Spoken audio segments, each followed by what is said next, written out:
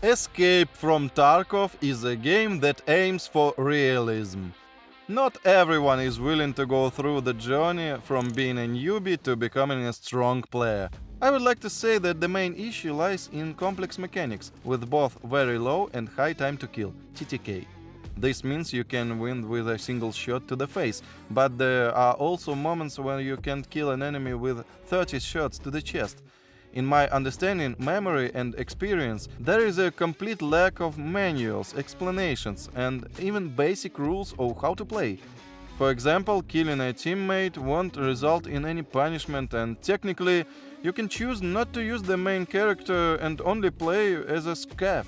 This makes the game even more interesting to me. In other words, no one dictates the rules to you, you can play as you wish. However, as I gained experience in this game and came to understand how things should and should not work, I was so put off that I quit the game twice, first for a month and later for 6 months. All this was due to bugs, server problems, cheaters, and sometimes due to decisions from BSG, Battle State Games, that were unclear to me. The problem of bugs seems endless. The concepts of wipes works as follows. Approximately every 6 months, new content is introduced, including new weapons, gear, mechanics, location expansions, and unfortunately new bugs. These issues are fixed over the course of the following wipe or even multiple wipes. Let's remember flashlights that shine through walls. Take, for example, the transparent column of interchange. It's been there for as long as I can remember this location. The issues with lighting, sound, and texture rendering seems like an endless process. BSG can't stop releasing new content, otherwise the player count would drop significantly. However, releasing new content is usually accompanied by a flood of bugs. To break this cycle, I see only one option: to stop shifting the responsibility for game development on regular players who are often not heard unless a major streamer points out the problems and they become widely known. Let's remember what happened with GOAT and cheaters.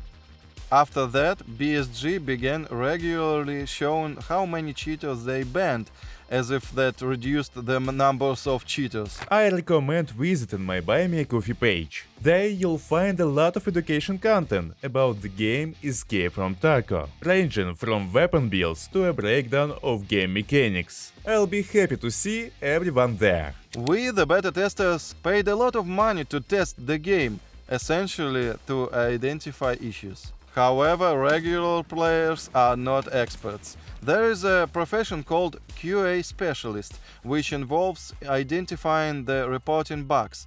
If you want to get involved in this, you need to learn, and it would be beneficial if these professionals verify updates before they reach regular players to minimize issues with each update. Yes, there is a concept of ETS, Early Test Server, which is not available to everyone but only to experienced players.